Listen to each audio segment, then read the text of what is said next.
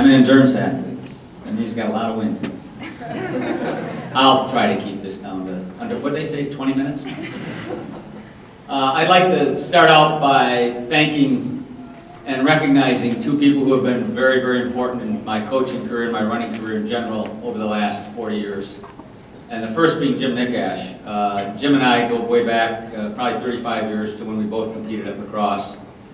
And he's sort of the reason I'm at Platteville. He was here as a ad hoc track coach at the time. The cross-country position came open. I happened to be out in Storm Lake, Iowa, working for Buena Vista County Hospital as a director of their fitness center. And he called me up in the middle of summer and said, "There's an opening in Platteville. If you're interested, come on over." And I did, and the rest is history. So if anybody's going to blame anybody for me being here, he's the guy. Second person I'd really like to thank is Joe Hansen. Joe and I go back even farther than Jim and I, in that when I first moved to La Crosse to go to school, I lived in a house behind Joe and his twin brother Jim. And I realized immediately that those guys had the same passion and drive for distance running that I had. And we became lifelong friends. And the camaraderie that we shared, and Joe and I used to stop at his house every Friday or Sunday on my way back from Madison, and we would discuss coaching issues, and our passion for it was so evident that his wife would just sort of walk out of the room. And his wife is a very, very good runner herself, and a four-time state champ in the high school in the state of Wisconsin, as well as being UW-Madison's first female track All-American. But she would even get tired of us sometimes. So there's a lot of passion. The third person I'd like to thank, along with our administration, is Mark Molesworth. He's been very tolerant of my passion, which sometimes has probably been viewed as an obsession.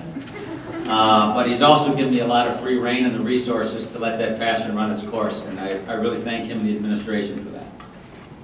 The fourth person I'd like to thank, and probably one of the more important ones, is my daughter. She always thinks I'm a great dad, and I got to tell you, to be very honest, there are times when I felt I was giving my athletes more attention than I was giving her.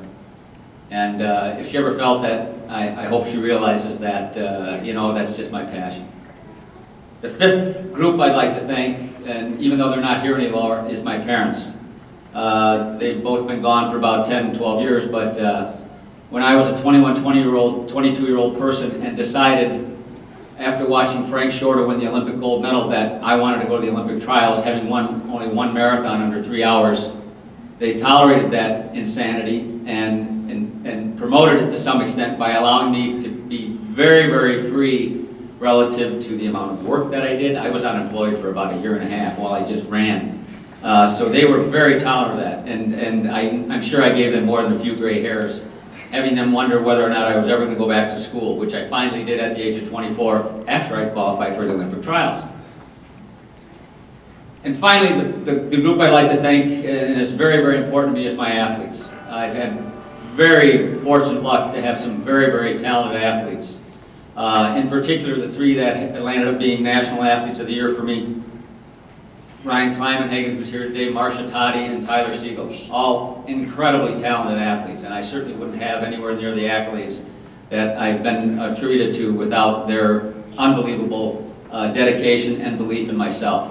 And one of the things I'd like to say, my athletes so often have believed in me, which has made it very, very easy for me to believe in myself. Because I'm sure that all coaches, all of you that have coached, understand that there are times when you really doubt whether or not you know what you're doing.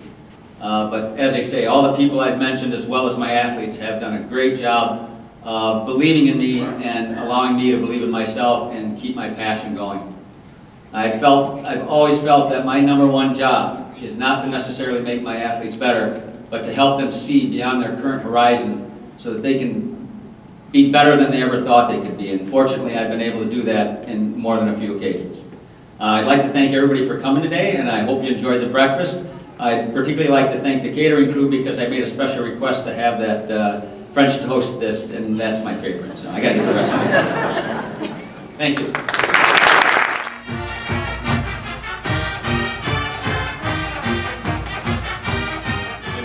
John and I have been friends for a long time, since we were teammates here in Platteville. I thank him and his family for being here today.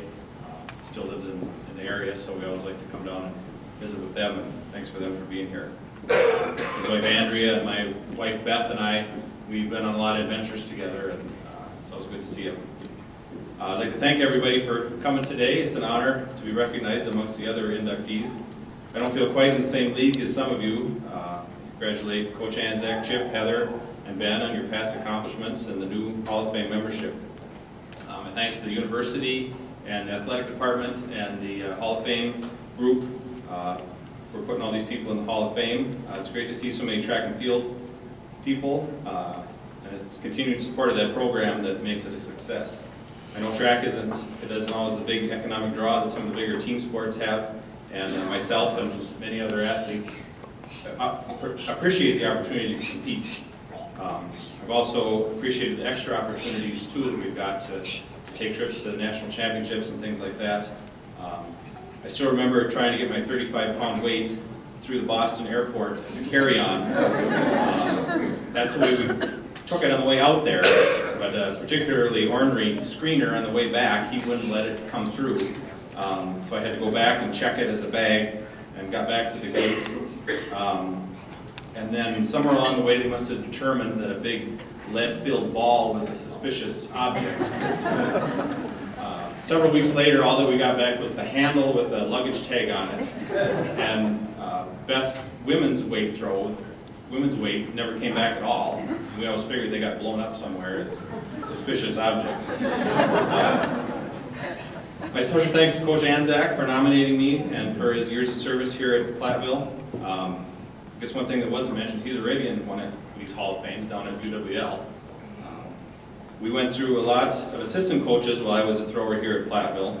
I think there was 5, if you count Paul Conlon, who helped us his last semester and helped me out when I was at an internship in Eau Claire, when he wasn't even really my coach, but helped me out a lot when I was working down there. And those other assistant coaches from Paul Chris, Doug Omens, Mike Messer, and Merle Johnson, they all helped me out along the way. However, Coach Antczak was the one constant through all that, and even though I'm far from a distance runner, his advice and good-natured conversation were always appreciated. I have many great memories from my track and field days, but I think more than the meets and the competitions are the great friends. I may not see a lot of old teammates too often anymore, but they're the kind of friends you can sit down with after being absent from a long time and pick up right up where you left off. But of all the people I met at Platteville, obviously one is most important. That's my wife Beth, who I met as a teammate and a track athlete here. We got to go to a lot of meets together. She had a lot tougher road than I did. She got cancer at age 20. But she did the chemo and the radiation and came back not only to qualify for nationals, but graduated with honors in civil engineering. And that's one reason she'll always be my hero, and I think a lot of us from that era of our teammates would think that as well.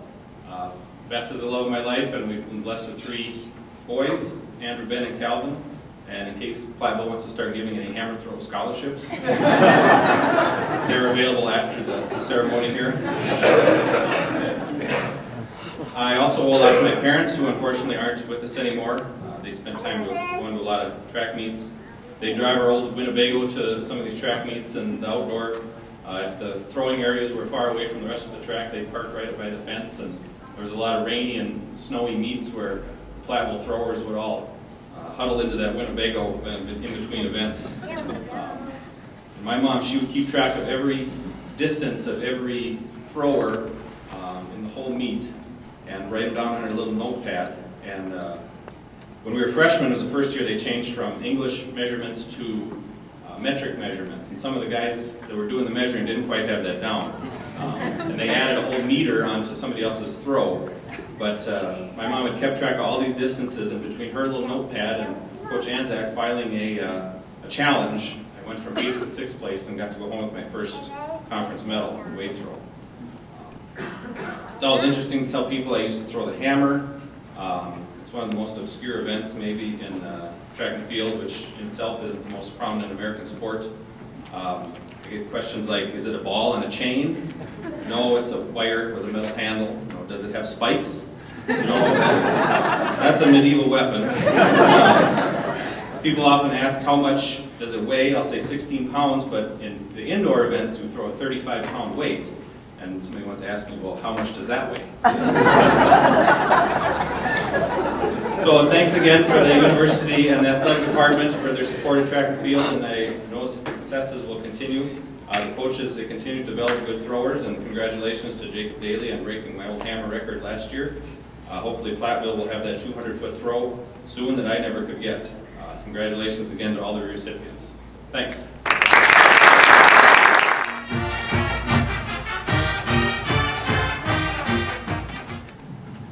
Thank you, Jim.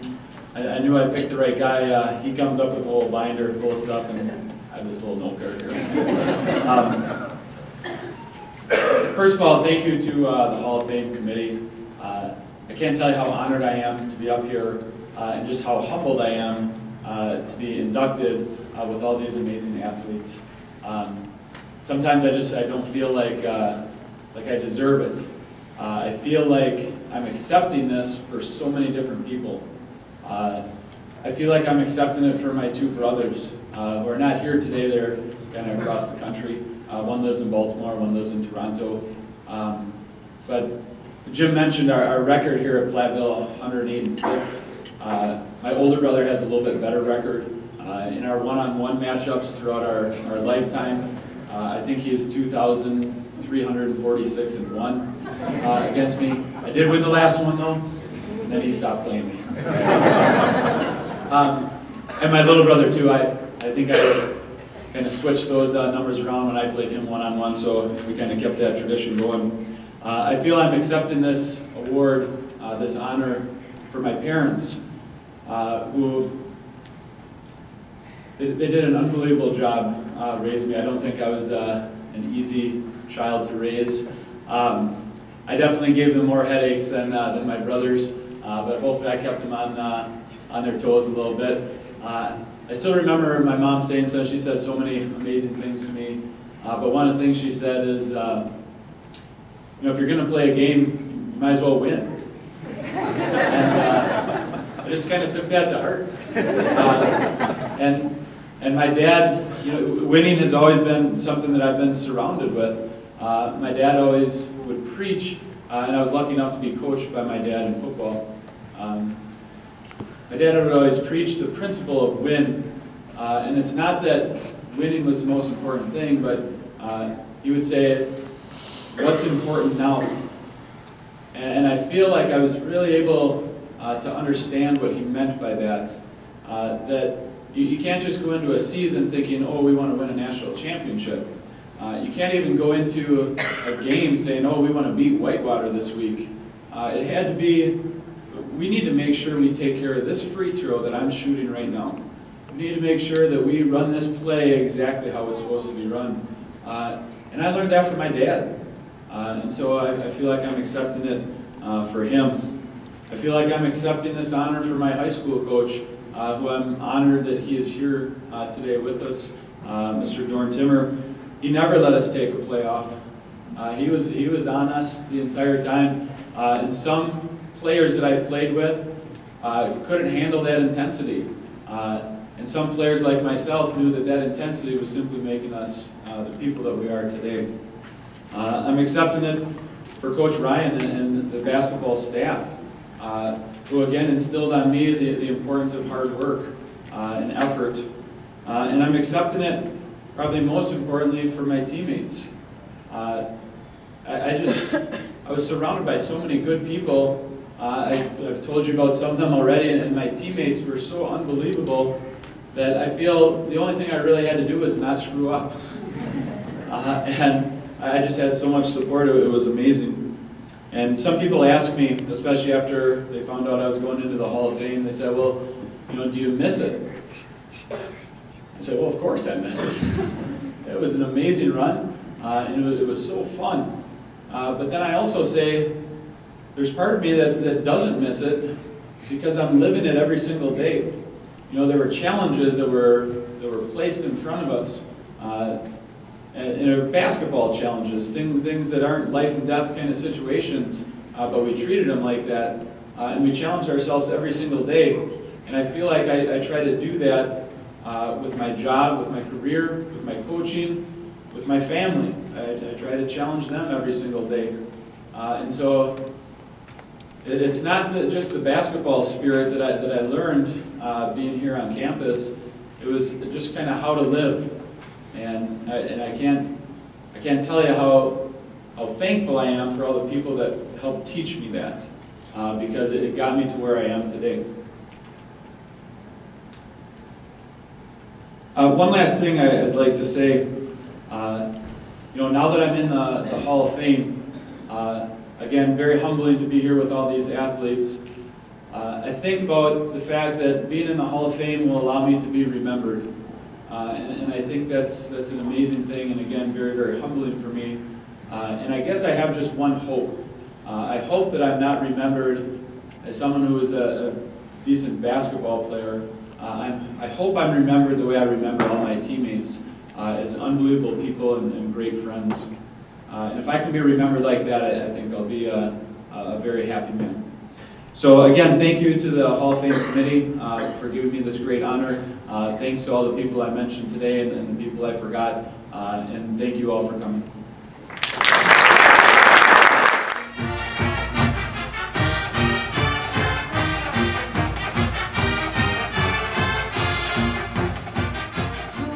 My mom's nervous because I didn't write a speech. Because if I have to read it, I'll lose track and get flustered. So I want to say thank you for being inducted. Congratulations to the other athletes here today. The day I got this phone call, the person I was most excited to call was my dad, and I could not wait.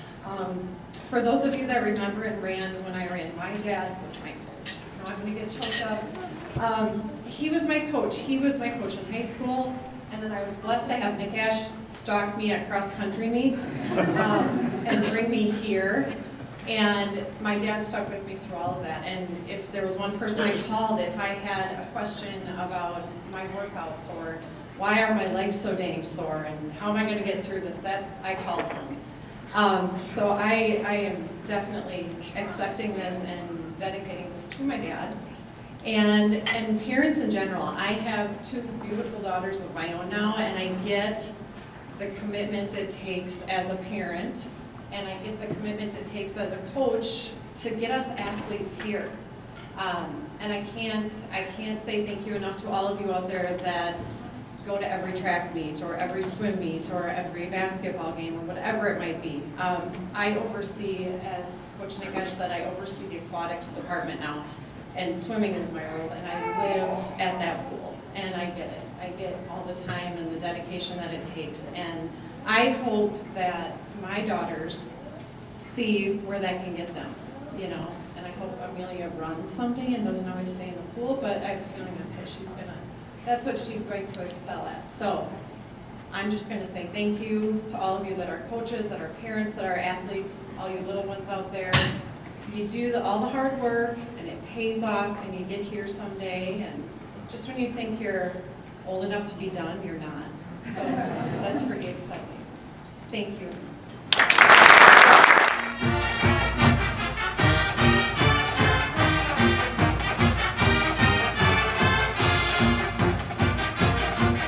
On the relevance on the length of speech, but since my time here as a student was so long, it might bear in mind that this might be a little long. So I first want to thank Paul. It's my privilege to have been an athlete with Paul. Now I get to coach with him on a daily basis, but more importantly, I get to be his friend every day, which is the most important thing to me. So thank you, Paul, for being here. I want to thank the Hall of Fame Selection Committee for thinking of me as worthy to be in the Hall of Fame. It's a great honor. And to congratulate the other inductees today. It's unbelievable to go on, especially with other track people. And I got to watch Ben who was here too. It was, to be part of that as just a spectator was unbelievable. I think the easy thing right now would be to tell everyone here how lucky of a man I am. However, I think to use the word luck would be a big disservice to a lot of people who have helped me get to this point in my life. Besides, like my wife Joanne and I tell my son Drake every day, there's no such thing as luck. Luck is for those who aren't willing to work hard toward a goal. And yes, being here today was a goal of mine.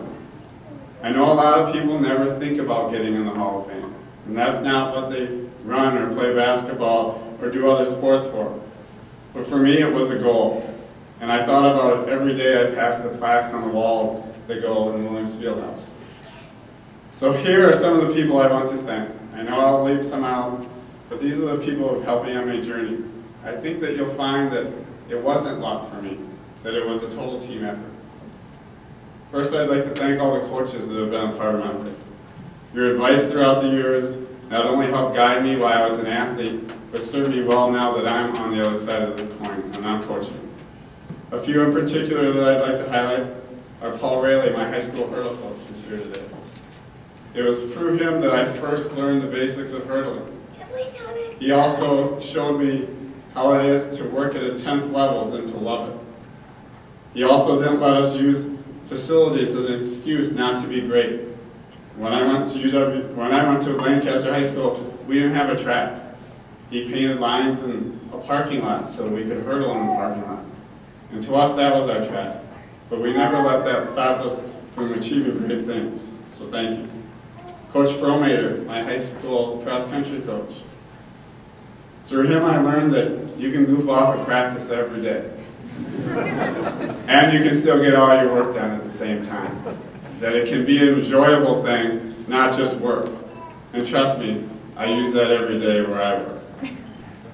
Last, I'd really like to thank Coach Nick Ash. Coach Nick Ash taught me how to train and how to have a plan to train.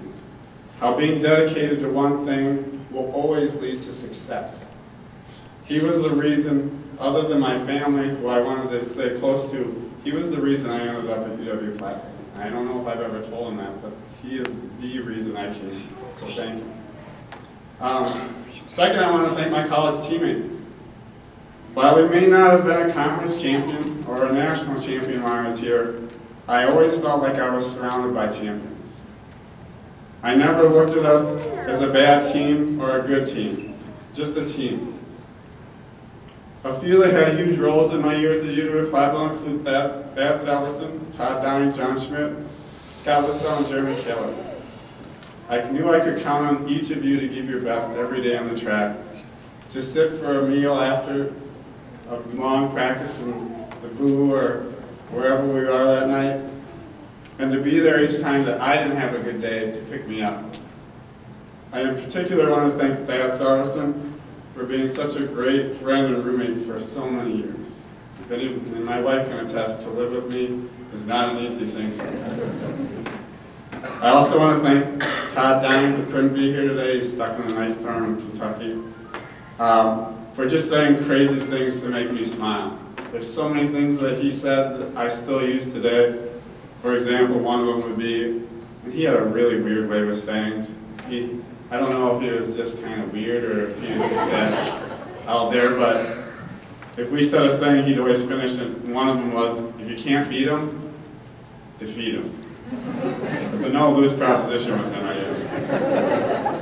Next, I want to thank Steve Coppermall, my best friend.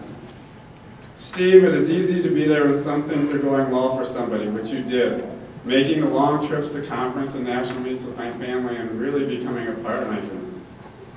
But more important to me was the days you were there at the low points in my college career. I knew I could always count on you and will never be able to repay you for those times. Thank you. I also like to think that hanging out with those track guys for so long rubbed off on you and played a little bit in the catalyst to your current job as jumps coach at UW-Oshkosh. It was always it's proud for me to see you coach beside me, even though it's for Oshkosh. I always wish you and your athletes the best on the track, all second best behind UW-Eau Claire. Thank you to my UW-Eau Claire contingent that came here today to help support me. It is such a great group of coaches and friends who make work or being in Eau Claire such an easy job. Michael, Julia, Paul, Ben, I appreciate your passion for our school and helping to build it to a national power. Thank you for sharing in my weird sense of humor and making our team successful, unique, and fun. Last, I want to thank my wife, Joanna, and son, Breunig. My wife, Joanna, never saw me compete for UW-Platteville, so she didn't have to see that haircut long. But gets to hear all the boring stories. And now she is the wife of a coach and gets to hear all my team's boring stories. I would not wish anyone to be a coach's wife, but she is great at it. She puts me in my place when it is needed, which is often, but loves me through everything. I don't tell her enough that I love her. Last, if it is tough to be a coach's son, a coach's wife, it is even tougher to be a coach's son. Drake, I have missed so many important things in your life. Michael. You were pretty bad. Okay. I've missed so many important things in your life. Many times because I'm with my current team. On top of that, I can be critical of you and your athletic endeavors. It's the coaching. But know that you're always my favorite player on the court, runner on the cross-country course, or hurdler and jumper on the track. You're smart, kind, and athletic. I can't wait to see where the future takes you. I want you to know that no dream is too big, and you don't need luck. Just be willing to work hard and to surround yourself with people who love and believe in you. It will take you farther than you ever believed possible. It worked for me. Thank you.